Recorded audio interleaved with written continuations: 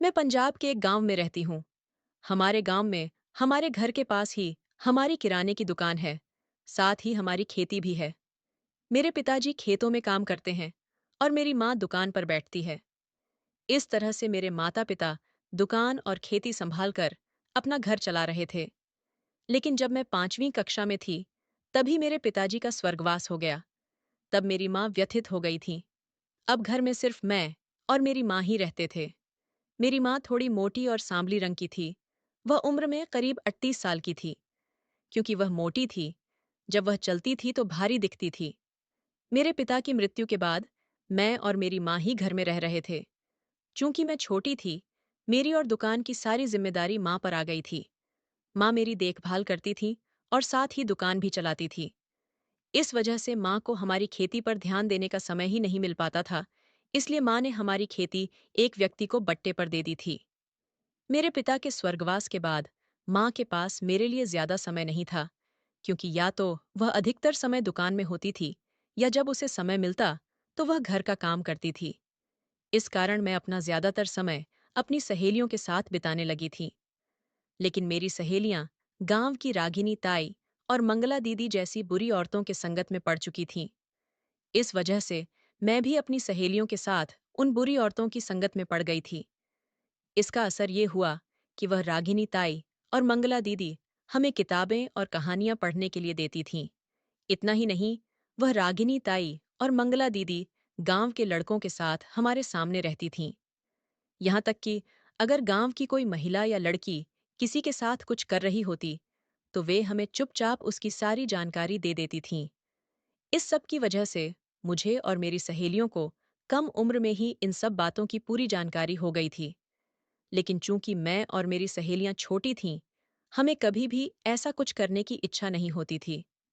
मेरे पिता के निधन के करीब 2 महीने बाद प्रिंस नाम का एक लड़का हमारे दुकान में काम करने आने लगा था। प्रिंस लगभग 30 साल का था। हमारे घर के पीछे ही प्रिंस का घर था। प्रिंस रामू चाचा का बेटा था। रामू चाचा किसी बीमारी से बिस्तर पर पड़ गए थे और प्रिंस की माँ भी बीमार थी, इसलिए वह बाहर कोई काम नहीं कर पाती थी। इस कारण प्रिंस के घर की हालत बहुत खराब थी। उसने 8वीं कक्षा के बाद ही पढ़ाई छोड़ दी थी और हमारे गांव के मोहन और सीताराम अंकल की गाय भैंसों को रोज संभालता था। बदले में वे उसे रोज चावल और ज्वार देते थे और उसके घर में सब्जी के लिए उसे बैंगन, आलू, टमाटर जैसी कोई सब्जी दे देते थे। इसी तरह से उसका घर चलता था। प्रिंस बहुत मेहनती लड़का था, लेकिन प्रिंस का गांव में कोई दोस्त नहीं था, क्योंकि उसे किसी से दोस्ती करना पसंद नहीं था। वह हमेशा मोहन और सीताराम अंकल के काम ही करता रहता था। मोहन और सीताराम अंकल का रोज का इतना काम करने के बावजूद कई बार वे उसे कुछ भी नहीं देते थे। ऐसे में उसे और उसके परिवार को भूखा ही रहना पड़ता था। इसीलिए मेरे पिता की मृत्यु के बाद प्रिंस ने मोहन और सीताराम अंकल का काम छोड़ दिया और हमारे दुकान पर काम करने लगा। मेरी माँ उसे अच्छी तनख्वाह देती थी, ताकि वह घर का खर्च और अपने माता पिता के इलाज का खर्च उठा सके। माँ सुबह मेरा सारा काम निपटाकर मुझे स्कूल भेजती थी और उधर सुबह 8 बजे प्रिंस हमारे घर आता था। तब वे दोनों मिलकर दुकान खोलते थे। सुबह 8 से दोपहर 2 बजे तक माँ और प्रिंस दुकान में होते थे। उसके बाद वे दोनों दुकान बंद करके खाना खाते थे। प्रिंस अपने घर खाना खाने जाता था और माँ हमारे घर में दोपहर में दुकान में ज्यादा भीड़ नहीं होती थी, इसलिए रोज दोपहर के बाद हमारी दुकान बंद ही रहती थी। जब दोपहर के बाद दुकान बंद रहती थी, तो माँ घर के सारे काम किया करती थी। शाम के लगभग 4 बजे माँ और प्रिंस फिर से दुकान खोलते थे। जब मैं शाम को करीब 4:30 बजे स्कूल से घर आती थी, तो माँ प्रिंस को दुकान पर छोड़कर घर आती थी। फिर मुझे चाय बिस्किट देती और फिर वापस दुकान में चली जाती। रात में 8 बजे के करीब माँ और प्रिंस दुकान बंद करते थे। तब माँ घर में आती और हमारे लिए खाना बनाती थी। फिर हम दोनों खाना खाते थे, जबकि प्रिंस अपने घर जाकर खाना बनाता था और खाता था। जब से प्रिंस हमारे दुकान पर काम करने लगा था, वह रोज रात को हमारे घर में सोने आता था। अगर प्रिंस को दोपहर में सोना होता, तब भी वह हमारे घर में ही सोता, क्योंकि उसका घर बहुत छोटा था। प्रिंस और मैं मेरे कमरे में ही सोते थे और माँ अपने कमरे में सोती थी। जब प्रिंस मोहन और सीताराम अंकल के यहाँ काम करता था, तब वह उनकी गाय भैंस के तबेले में ही सोता था। जब भी दुकान के लिए सामान लाना होता, माँ और प्रिंस दुकान बंद करके पंजाब सिटी जाते थे। कुल मिलाकर प्रिंस हमारे यहाँ काम करने और सोने ही आता था। जब मैं 8वीं कक्षा में थी, तब मेरे नाना बीमार पड़ गए थे और फिर उनकी इलाज कराया गया, लेकिन वे गुजर गए। वे मेरी माँ के पिता थे। मेरे नाना नानी की इकलौती संतान मेरी माँ ही थी, इसलिए नाना की मृत्यु के बाद नानी अपने गांव में अकेली रहने लगी थी।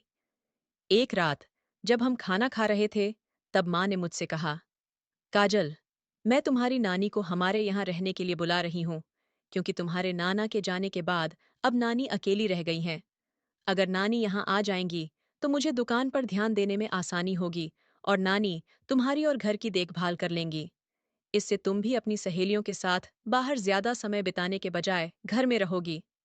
सबसे महत्वपूर्ण बात यह है कि नानी यहाँ आएंगी तो उनका अकेलापन दूर हो जाएगा और उन्हें तुम्हारे नाना की याद नहीं आएगी। तब मैंने कहा, अच्छा हुआ माँ, अगर नानी यहाँ रहेंगी तो उन्हें भी अच्छा लगेगा। अगले ही दिन मेरी नानी हमारे घर रहने आ गई। मेरी नानी 60 साल की थी। नानी भी थोड़ी मोटी और सांवली रंग की थी। वह सर्दियों के दिन थे, इसलिए माँ और प्रिंस रात में दुकान थोड़ी जल्दी बंद करके घर आ जाते थे। अब घर में नानी के होने से घर के काम और खाना बनाने का जिम्मा उन्होंने संभाल लिया था, जिससे माँ को अब ज्यादा थकान महसूस नहीं होती थी। लेकिन जब भी माँ को दोपहर या रात में समय मिलता, तो वह नानी की घर के काम में मदद करती थी। सर्दियों के दिन थे, फिर भी माँ और नानी दोनों साड़ी में ही रहती थीं। चाहे कितनी भी ठंड हो, वे कभी स्वेटर नहीं पहनती थीं। नानी माँ के कमरे में ही सोती थीं। रात को वे दोनों वैसे ही सो जाती थीं। पहले से ही प्रिंस हमेशा जमीन पर ही सोता था और मैं हमेशा बिस्तर पर सोती थी। उस दिन शनिवार था। सुबह के 6 बज रहे थे। अचानक मैं नींद से जाग गई। तब मैंने अपनी आंखें खोली और देखा कि मेरी नानी मेरे कमरे में आई हुई थी। उनके हाथ में झाड़ू था। वह हर रोज की तरह उठकर सफाई करने के लिए मेरे कमरे में आती थी। जब नानी यहाँ नहीं रहती थी, तो माँ ही रोज सुबह हम दोनों को उठाकर मेरे कमरे की सफाई करती थी। लेकिन अब रोज नानी मेरे कमरे में आकर हमें दोनों को नींद से उठाती थी और कमरे में झाड़ू लगाती थी। लेकिन उस समय वह हर चीज को एक अलग ही नजर से टकटकी लगाए देखती थी। मैंने ध्यान से देखा तो मुझे समझ आया कि नानी कमरे के हर तरफ देख रही थी। नानी को यह पता नहीं था कि मैं उसे देख रही हूं, क्योंकि वह देखने में इतनी मग्न थी जैसे वह उसमें खो गई हो। मुझे समझ नहीं आ रहा था कि नानी इस तरह पागलों की तरह क्यों देख रही है। कुछ समय तक उसे देखने के बाद नानी मेरे कमरे से बाहर चली गई। तभी मैं बहुत हंस पड़ी। फिर मैं उठी और प्रिंस को उठाई। वह अंगड़ाई लेते हुए उठा और तब उसे एहसास हुआ और वह अपने घर चला गया। मैं भी पूरी तरह से फ्रेश होकर नाश्ता करने के लिए किचन में गई। हम तीनों नाश्ता कर रहे थे, तभी प्रिंस घर में आ गया। फिर मेरी माँ ने उसे नाश्ता दिया। अब वह भी हमारे साथ किचन में बैठकर नाश्ता करने लगा था। उस वक्त मैं खासकर नानी को ही देख रही थी। प्रिंस का किसी पर ध्यान नहीं था, वह बस अपना नाश्ता कर रहा था। लेकिन उस समय मेरी नानी बार बार उसे देख रही थी। नाश्ता खत्म करने के बाद माँ और प्रिंस दुकान खोलने चले गए। मैं किचन में नानी के साथ ही थी। मैं उसे देख रही थी। उसका किसी चीज में ध्यान नहीं था। उसका मन कहीं और ही अटका हुआ था। अब नानी बार बार खिड़की के पास जाकर प्रिंस को दुकान पर काम करते हुए देख रही थी। मुझे पता था कि दादी बार बार खिड़की के पास जाकर प्रिंस को क्यों देख रही है, क्योंकि पहले से ही मैंने इस पर नजर रखी थी। मुझे अच्छी तरह मालूम था कि वह उसे किसी तरह अपनी ओर खींचने की कोशिश जरूर करेगी। दोपहर के 12 बज रहे थे जब प्रिंस हमारे घर में आया और आराम करने के लिए हमारे कमरे की ओर जाने लगा। तभी नानी ने उसे रोका और वह उसके साथ कमरे में गई। लेकिन उसने कमरे का दरवाजा बंद नहीं किया। नानी ने दरवाजा खुला ही रखा था। वह कमरे में अपना काम करके भी 10 मिनट तक वहीं बैठी रही। तभी अचानक माँ ने प्रिंस को दुकान से पुकारा। तब वे दोनों अचानक होश में आ गए। फिर नानी उठ खड़ी हुई और प्रिंस की तरफ देखकर मुस्कुराती हुई कमरे से बाहर निकल गई। फिर प्रिंस दुकान में चला गया। क्योंकि त्योहार का समय था, तो दुकान पूरे दिन चलाना था। फिर लगभग 1.5 घंटे बाद जब वह दुकान से बाहर आया और पानी पीने के लिए किचन में चला गया, उस समय नानी किचन में खाना बना रही थी। मैं भी किचन में ही बैठी थी। प्रिंस के किचन में आते ही नानी उसे देखने लगी और वह भी नानी को ही देख रहा था। फिर प्रिंस ने दादी से पानी मांगा तो उसने तांबे के मिट्टी के लोटे में पानी भरकर उसे दिया। वह पानी पीते हुए नानी को ही देख रहा था। जब उसका पानी पीना खत्म हो गया तो नानी लौटाने उसके पास गई। आज दुकान में काम में मन नहीं लग रहा है। दोस्तों, क्या लौटा लेते हुए? नानी हंसकर बोली। हाँ, आज दुकान में ध्यान नहीं लग रहा।